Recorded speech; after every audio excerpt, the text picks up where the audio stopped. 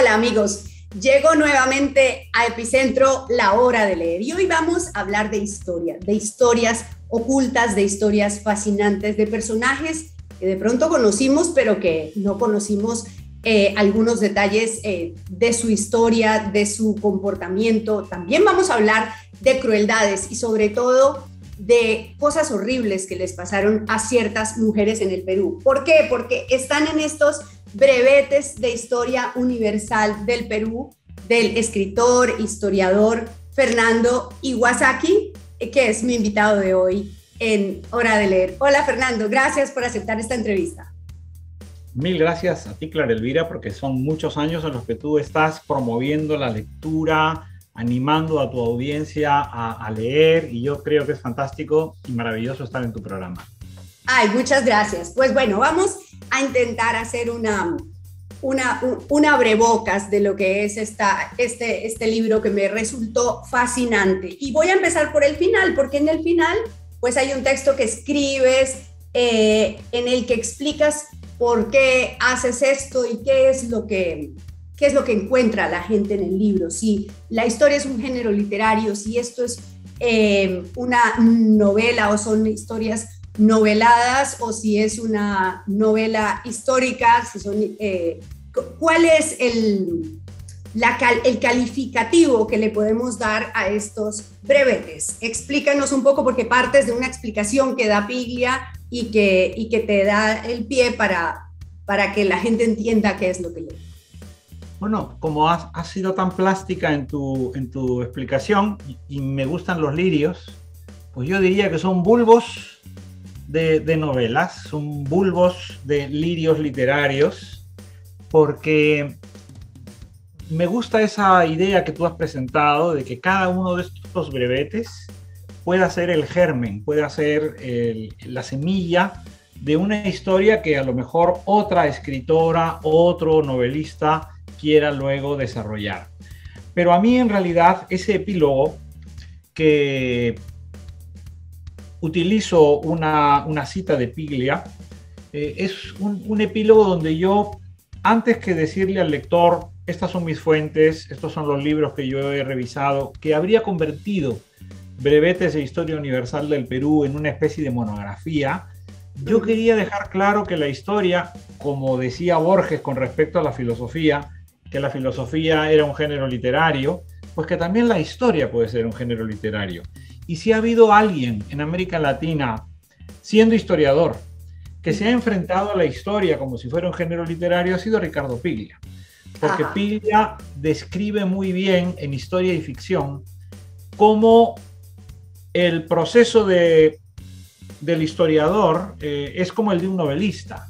El novelista funciona como si fuera un archivo, funciona como si fuera una biblioteca, funciona como si fuera una enciclopedia, y luego el novelista trabaja igual que el historiador, con una serie de materiales y fuentes que son muy diversos. El historiador trabaja con testamentos, trabaja con escrituras notariales, trabaja muchas veces con el inventario de la ruina de las familias, y entonces esto es algo que al final pues también es muy literario, forma parte del taller del escritor.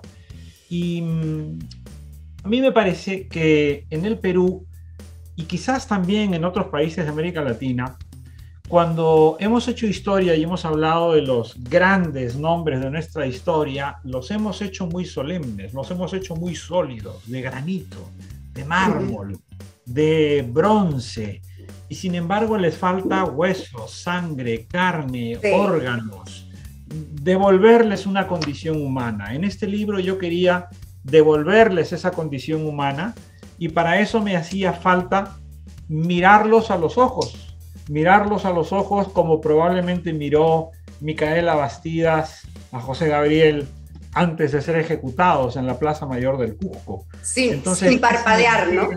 Exacto, esa idea de perdonarte con una mirada, de implicarte en mi ambición, en mi lucha con una mirada. Yo siento que eso es lo que hace que los personajes históricos vuelvan a ser humanos. La mirada de un niño, la mirada de una pareja, ¿no? ¿Cuántas cuántas veces hemos leído sobre los grandes hombres, y subrayo, hombres de la historia, y sin embargo esos hombres eran contemplados todos los días por una compañera, por una mujer, que era la que conocía sus lados más vulnerables, más débiles, más humanos. Esa mirada no la hemos rescatado los historiadores, la tiene que rescatar la literatura. Bueno, pues dices, a mí me pareció encantador como lo dices, eso, que los grandes relatos de la patria son conocidos, pero que hemos cincelado tantas veces que tal vez hayamos vaciado la cera de la humanidad para quedarnos con el bronce de la grandilocuencia. Entonces, estos son fragmentos de esa cera de la humanidad de los personajes. Exactamente. Bueno, empecemos por una cosa que me llamó mucho la atención, Fernando, y es la crueldad que ha habido con las mujeres en la historia del Perú. Supongo que es la misma que ha habido con las mujeres en la historia de la humanidad, digamos, no supongo, lo sé. Pero hay mujeres que al final fueron consideradas santas, pero que primero estuvieron en la Inquisición. Hay mujeres cuya orden de ejecución dice que le tienen que sacar los ojos, esa historia, no cortarle la lengua hasta que se muera y además luego dejar un brazo en un lugar y en el otro. ¿Por qué tanta crueldad? O mujeres como la hija del mariscal Cáceres, cuyo nombre fue borrado de los libros que ella escribió, o mujeres cuyos libros, cuyos méritos intelectuales fueron absolutamente silenciados, ¿no? Entonces yo siento que efectivamente durante siglos la historia de las mujeres ha sido una historia de postergaciones, una historia de suplantaciones, una historia de discriminaciones. Entonces, como pienso que inevitablemente muchas de estas mujeres ayudaron a construir nuestros países y yo solamente me estoy ocupando del Perú, pues me parecía de justicia, cuando me encontraba con estos casos, tratar de contar sus historias en unas pocas líneas, lo suficientemente incandescentes, lo suficientemente sublevantes, como para que lectoras como tú y otros tantos en el Perú puedan decir: aquí se ha perpetrado una injusticia, aquí hay algo que reparar. Y la memoria de las mujeres del Perú es una memoria por reparar. Esto no tiene nada que ver con la ideología, no tiene nada que ver con tener una posición política, tiene que ver con la justicia, tiene que ver con la humanidad y tiene que ver con una mirada verdaderamente conciliadora sobre lo que ha sido nuestra historia. Sí, bueno, el texto, el brevete al que aludía, ya lo encontré, se llama Inca Reina y es la sentencia de muerte de doña Marcela Castro, madre de Diego Cristóbal Tupac Amaru, ejecutada en la Plaza del Regocijo del Cusco el 19 de julio de 1793. ¡Qué crueldad! Qué crueldad la de cortarle la lengua, esperar a que se muera, luego colgarla, descuartizarla, dejar sus partes en diversos lugares, ¿no? Sí, y además yo me limité solo a copiar, a transcribir esa sentencia. Sin una opinión. Porque esa sentencia es lo suficientemente elocuente como para sentirse sobrecogido. Pero, por ejemplo, hay una historia que le dedico a una coya, es decir, a una mujer de Inca, se llamaba Cura Ocllo, y Cura Ocllo era la esposa de Manco Inca, el Inca rebelde que se alza contra los conquistadores españoles. Y lo que sabemos por un cronista que se llamaba Pedro Pizarro es que Manco Inca se sintió traicionado por dos cuñados suyos a los que ejecutó. Y aunque los españoles, los realistas, los estaban persiguiendo, los conquistadores, Manco Inca le dice a su mujer, Cura Ocllo, vámonos. Y Cura Ocllo le dice, no, yo me quedo con los cadáveres de mis hermanos. Sí. Y luego llegan los conquistadores, la quieren violar, la quieren torturar. Ella además se frota el cuerpo con sus propios excrementos para no ser violada. El cronista lo dice con la palabra inmundicia, pero se refiere a eso, que además, nota a pie de página, sigue siendo un consejo que muchas madres latinoamericanas de zonas marginales le dan a sus hijas para que no las violen. si te van a violar, hazte tus necesidades encima y espárcelas por tu cuerpo para que no te violen. Y entonces esto hizo Kura Okjo y luego los conquistadores la ejecutan a flechazos. Y anota el cronista, es asombroso que una mujer no se quejara. Lo asombroso es que Kura Okjo, a Manco Inca, mirándole a los ojos, le dijera: yo me quedo con los cadáveres de mis hermanos, no me quiero salvar. Como una Antígona, pero en los Andes. Y así termina, como Antígona. Y quiero hablarte de otra mujer, María Rostroski. Pues ¿no? Sí. Hay una frase que siempre dicen, ¿no? Que es bien esquemática, que es: detrás de todo hombre que triunfa hay una mujer, y mi madre lo completaba diciendo: y detrás de toda mujer que no ha podido triunfar hay un hombre. Y tú hablas de María Rostroski, que solo empezó a escribir después de que enviudó a los 46 años, ¿no? Sí. Es impresionante que tal legado se haya producido a partir de un momento tan avanzado. Además, en ese momento en la vida, 46 años para una mujer era ya harto. Hoy es la... No, y además, doña María Rostroski tuvo que empezar a asistir a la universidad a esa edad. Tuvo que comenzar una vida académica y luego ella misma ponerse al día con la bibliografía. O sea, el mérito de María Rostroski es extraordinario. La he conocido. Para mí, tenerla incluso de invitada, porque la invité algunas veces a España a actividades históricas, fue un privilegio, fue un lujo. He leído sus libros desde que era estudiante universitario y a mí me parecía que la mejor manera de homenajearla era recordando estos árboles que han viajado de un continente a otro y que a veces, parece mentira, no observamos nuestros árboles, ¿no? Los árboles a veces florecen 2 veces al año porque hacen el esfuerzo de florecer cuando les corresponde según su carga genética del hemisferio al que pertenecen. Sí. Y florecen también con las estaciones de la tierra que les acoge. Ajá. Pues María Rostroski florece 2 veces también, ¿no? Y yo quise saber cómo le llamaban en Polonia a las jacarandás. Y como tengo familia en Polonia, pues fue relativamente fácil. María Rostroski tenía origen polaco y entonces fue para mí mi pequeño homenaje, ¿no? Compararla con las jacarandás que florecen 2 veces en Cracovia. Ajá. Bueno, también hablas de los árboles de los escritores.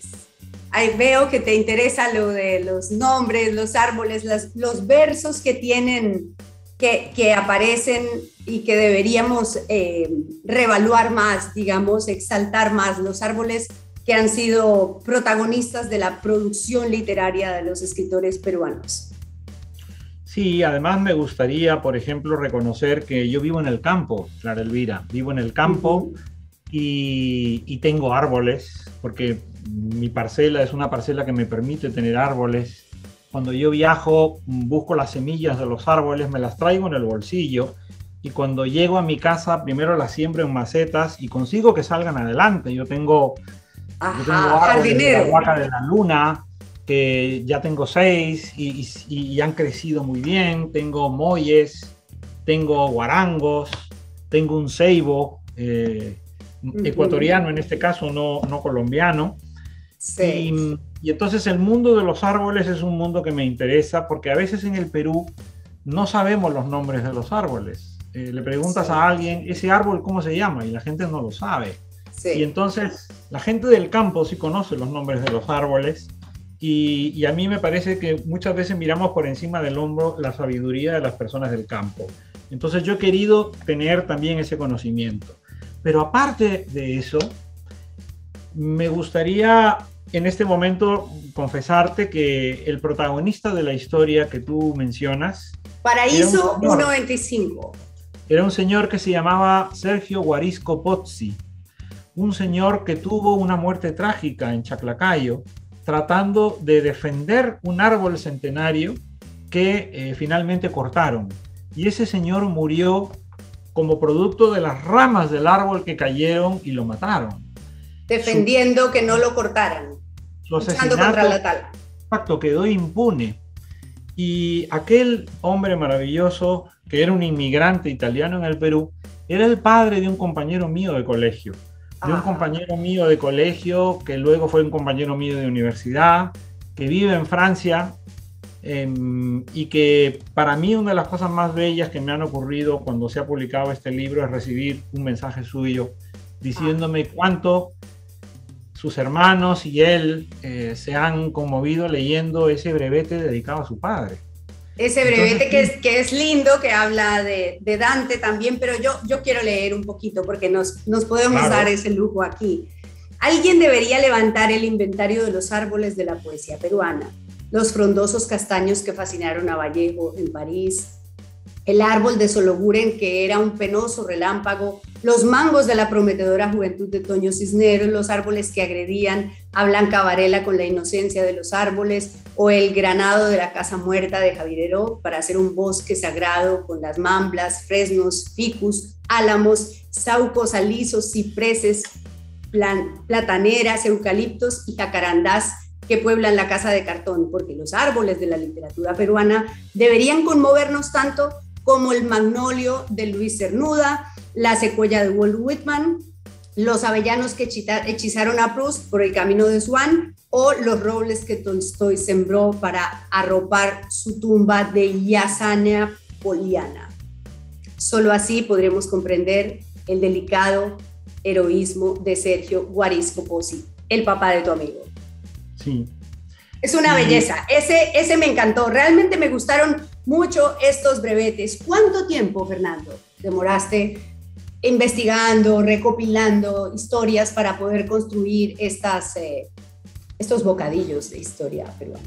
pues yo creo que como todos los escritores y probablemente como todos los historiadores, desde que entré en la universidad llevo libretas y cuadernos con datos curiosos que me llaman la atención. Entonces, en este libro yo dividiría el tiempo de la preparación, de la documentación, lo separaría del tiempo de la escritura. El tiempo de la escritura fue de unos 4 años. Comencé a escribirlo en el año 2017. Debió publicarse en el 2020, pero la pandemia Se lo nos retrasó. atravesó. Yo entregué mi manuscrito. La idea era que se publicara en julio del año 2020 y finalmente salió un año más tarde. Pero también me gustaría señalar el momento de la epifanía del libro. A mí se me ocurrió este libro eh, en una mesa redonda que tuvimos en Casa de América, Santiago Roncaliolo, Jorge Eduardo Benavides y yo, porque estábamos hablando de la literatura peruana y la verdad es que a veces uno habla como muy fresco de las cosas, ¿no? Entonces es como si no hubiera nadie detrás tuyo. Eso es lo que se llama el adanismo. Tú no eres el primero en nada, nunca. Sí. Y de pronto fui consciente de que Arguedas murió con 58 años, o que Vallejo murió con 46 años, y que jamás en la vida, por lo menos yo lo reconozco en mí, jamás en la vida yo voy a escribir algo que esté a la altura de Arguedas o de Vallejo. Y entonces me puse a pensar en la cantidad de peruanos que murieron a una edad muy temprana y que sin embargo los veneramos. ¿Cómo es que Mariano Melgar muere a los 24, Javier Heró a los 21? ¿Cómo es que Oquendo de Amat, que solo escribió un libro, ese 5 metros de poemas, y muere igual que Abraham Valdelomar a los 31 años? Mariátegui murió a los 35. Y lo peor de todo es que mi hija tiene 33. Mi hija pronto va a tener la edad en la que murió Mariátegui. Yo no puedo volver a leer a Mariátegui solo como lo leía antes, como un ensayista, como un ideólogo, como un pensador. También lo leo como un joven que sufrió muchísimo. También lo leo como un padre que le amputan una pierna y va muriendo durante años viendo a sus hijos. Yo fui, no voy a decir que un gran amigo, pero fui buen amigo de Roberto Bolaño. Roberto Bolaño no fue nunca un escritor maldito como lo quieren presentar. Roberto Bolaño era un hombre que quería vivir. Y él me contaba cómo se sentaba en la cama de su hijo y lo contemplaba mientras dormía. Y lo miraba pensando no voy a volver a verlo. Él quería vivir. Yo me imagino a Mariátegui igual, con su silla de ruedas, acercándose a la cama de sus hijos, que tenía varios, y contemplando, como diría el verso de Vallejo, la eternidad dormida de sus hijos. Y tiene que haber sido terrible. Yo no puedo leer a estos escritores. Alberto Flores Galindo, el historiador, murió con 40 años. Sebastián Salazar Bondy murió con 40 años. Es decir, se malograron en la acepción que usamos en América Latina esta palabra, ¿no? Cuando de pronto falleces antes de haber dado lo mejor de ti.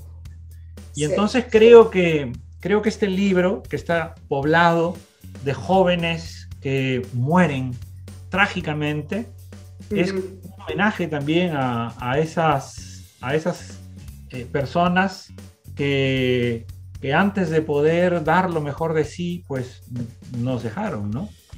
Bueno, Mi libro pues también quería hacer eso.